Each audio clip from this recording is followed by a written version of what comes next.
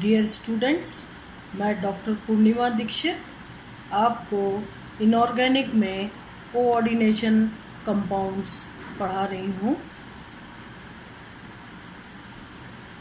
आपने coordination compounds में compounds क्या होते हैं, किस प्रकार का उसमें बंधन पाया जाता है, वर्नर ने अपनी क्या थ्योरी दी, क्या एक्सप्लेनेशन किया इन संकुलों के बंधन के बारे में।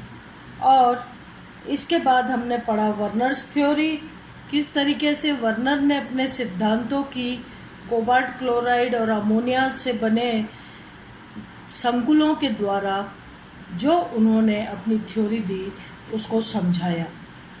अब उसके बाद आपने पढ़ा वर्नर के सिद्धांत की सफलताएं एवं दोष। वर्नर के सिद्धांत के बाद यौगिकों के रासायनिक आचरण को समझा जाने लगा। इस सिद्धांत ने उप सहसंयोजक यौगिकों की अनेक संरचनाओं का सही रूप से स्पष्टीकरण किया और इन यौगिकों में त्रिविम समवयवता के अस्तित्व को कुछ समझाया। आपने पढ़ा किस तरीके से कोबाल्ट क्लोराइड 4NH3 की संरचना का और उसमें बंधन का एक्सप्लेनेशन दिया वर्नर ने, और उन्होंने कहा कि 4NH3 अगर कोबाल्ट से द्वितीयक संयोजकता के द्वारा जुड़े हुए हैं तो क्लोराइड आयनों में से 2 क्लोराइड आयन उप संयोजक क्षेत्र में प्रवेश करके कोबाल्ट की प्राथमिक व द्वितीयक दोनों ही संयोजकताओं को संतुष्ट कर रहे हैं। और इस तरीके से 2 क्लोराइड की उपस्थिति उप संयोजन क्षेत्र में 2 तरीके से हो सकती है, या तो दोनों ही क्लोराइड आयन 180 डिग्री पर उपस्थित हो और ट्रांस कंपाउंड बनाए, ट्रांस संकुल बनाए, या फिर वो XY प्लेन पर या YZ प्लेन पर होके सिस संरचनाएं बनाएं। इसके बाद आपने दूसरी बात यह है कि वर्नर ने बहुत अच्छे से इन यौगिकों में बंधन के बारे में समझाया, लेकिन चूंकि उस समय तक इलेक्ट्रॉनिक थ्योरी ऑफ वैलेंसी संयोजकता का इलेक्ट्रॉनिक सिद्धांत नहीं आया था, इसलिए वर्नर संकुलों में 2 प्रकार की संयोजकताओं को बहुत अधिक उसका पुष्टिकरण नहीं कर पाए और उसका सपोर्ट नहीं रहा। इलेक्ट्रॉनिक थ्योरी ऑफ वैलेंसी के आने के बाद ही वर्नर के सिद्धांतों को ज़्यादा मान्यता मिली। तो इस तरीके से वर्नर के सिद्धांत की सफलताएं और दोष आपने पढ़ा। इसके पश्चात आपने लिगेंड्स के बारे में पढ़ा कि लिगेंड क्या होते हैं। लिगेंड वे अणु आयन होते हैं जो कि जिनके पास लोन पेयर ऑफ इलेक्ट्रॉन का युग्म होता है और धातु आयन को दे करके लोन पेयर ऑफ इलेक्ट्रॉन एक उप सहसंयोजक बंध बनाते हैं।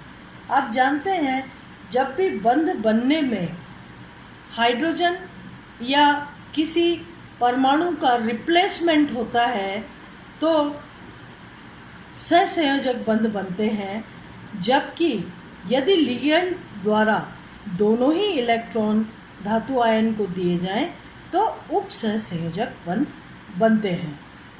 एक दंतुक लिगेंड के बारे में आपने पढ़ा था।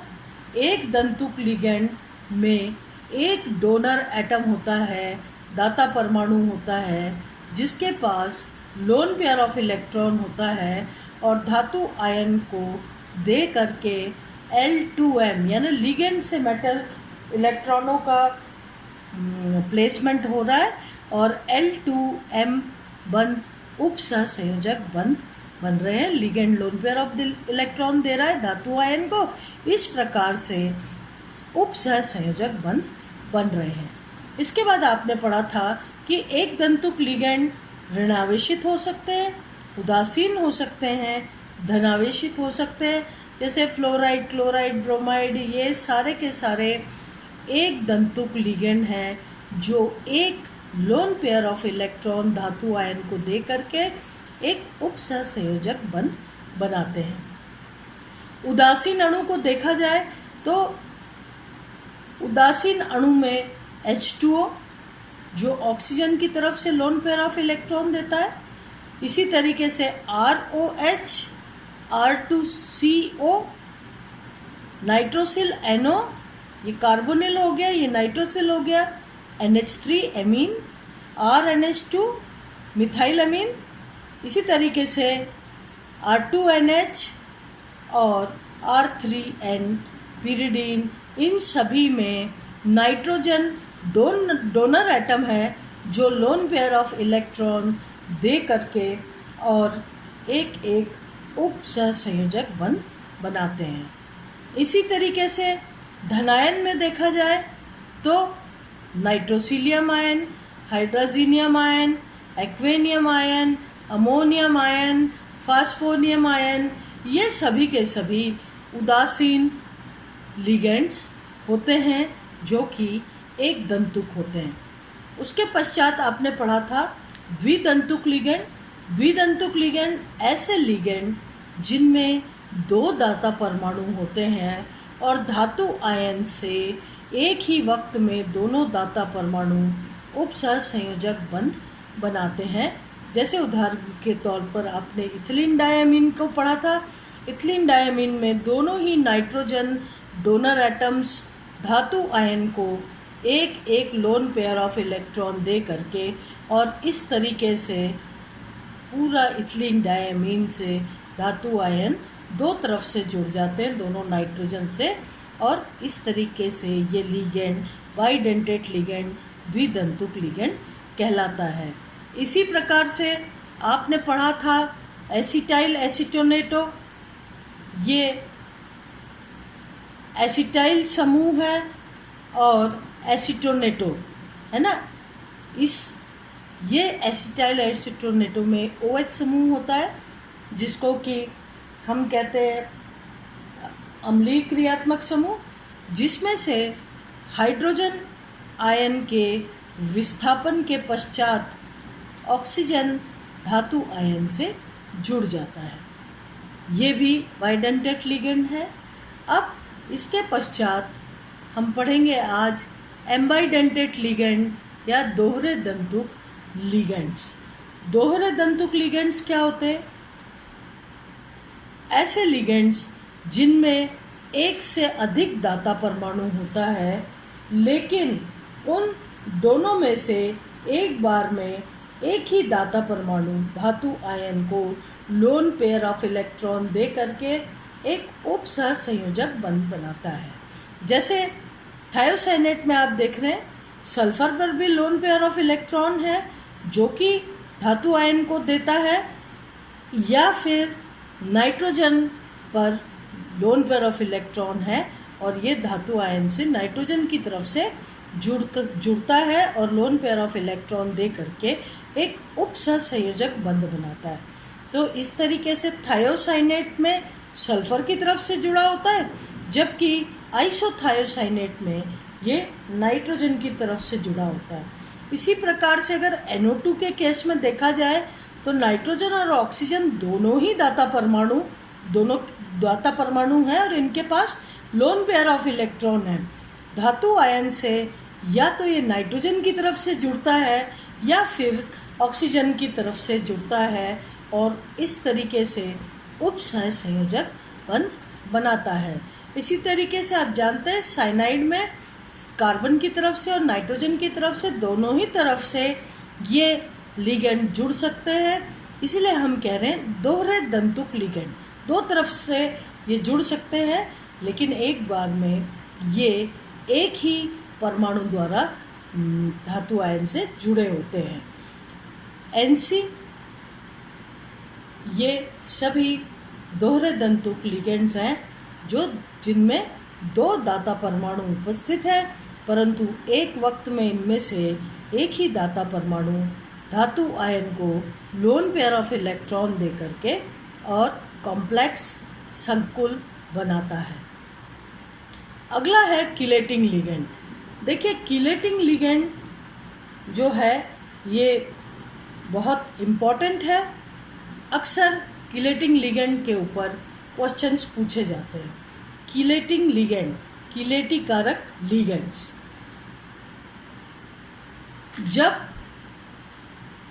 लिगेंड के पास दो दाता परमाणु हों और दोनों ही दाता परमाणु के द्वारा loan pair of electron copper को दे करके, या फिर एक दाता परमाणु लोन पेयर ऑफ इलेक्ट्रॉन दे रहा है और दूसरा जो दाता परमाणु है वो एसिडिक फंक्शनल ग्रुप है, एसिडिक क्रियात्मक समूह है, जबकि यहाँ पर नाइट्रोजन देखा जाए उपसंयोजनकारी क्रियात्मक समूह है ये, क्योंकि नाइट्रोजन पर उपस्थित loan pair of electron copper को दे करके, डोनेट करके उपसंयोजक बंध बना रहा है, जबकि यहाँ पर कार्बन से जुड़ा OH समूह है।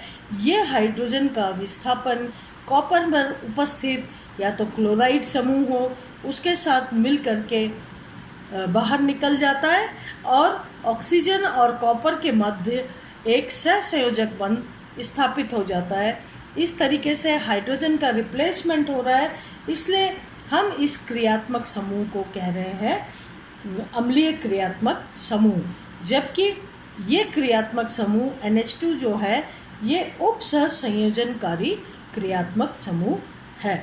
तो इस तरीके से जब लिगेंड पर दो दाता परमाणु उपस्थित हो और दोनों ही दाता परमाणु धातु आयन से जुड़ते हैं और इस तरीके से चक्रीय संरचना या वलय जैसी संरचना बनाते हैं, तब इन्हें ये जो वलय जैसी संरचना है ये कहलाती है कीलेट रिंग या कीलेट वलय। और इस तरीके के धातु संकुल जिनमें कीलेटी कारक लिगेंड्स लगे हुए हों इनको हम धातु कीलेट्स कहते हैं, और इस तरीके के लिगेंड्स को कीलेटी कारक लिगेंड्स कहा जाता है।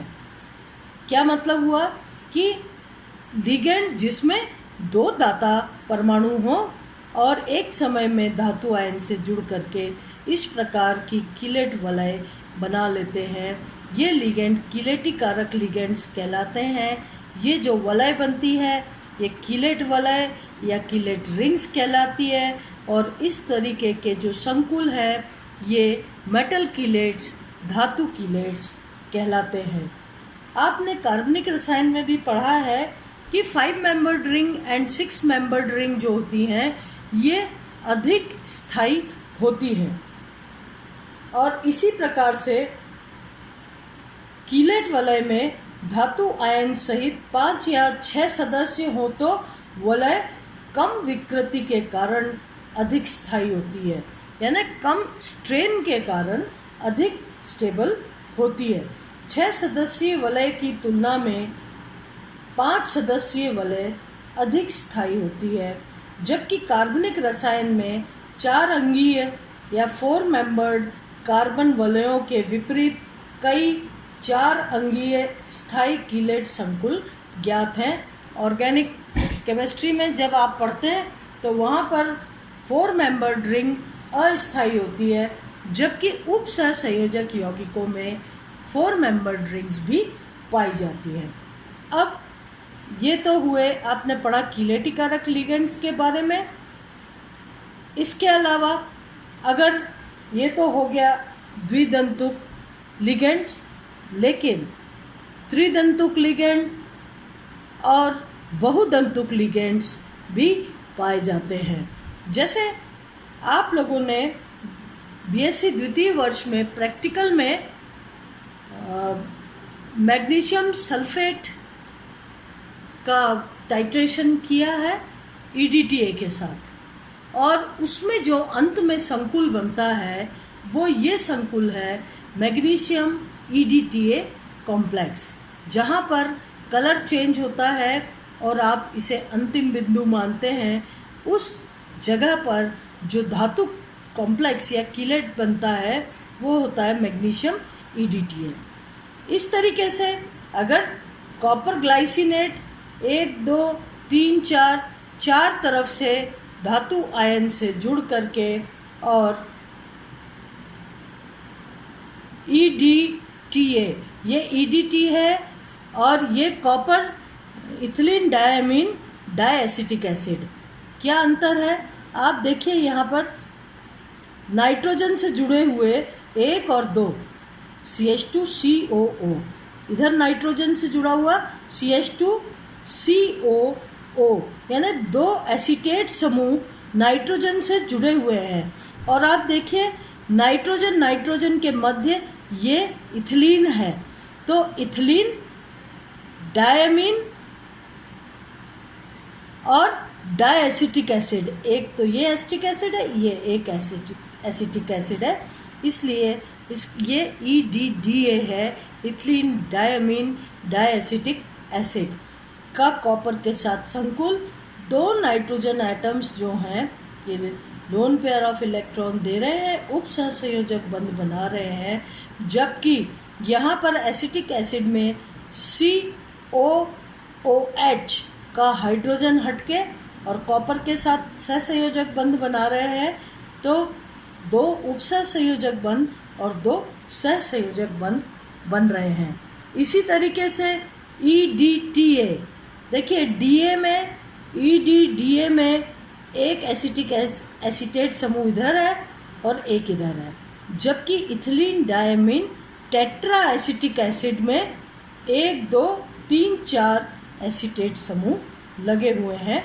यहाँ पर 1, 2, 3, 4 ऑक्सीजन जो है ये मैग्नीशियम के साथ जुड़ के सहसंयोजक बंध बना रहे हैं, जबकि 2 नाइट्रोजन यहाँ पर जो हैं वो मैग्नीशियम को लोन पेयर ऑफ इलेक्ट्रॉन दे करके 2 उप सहसंयोजक बंध बना रहे हैं।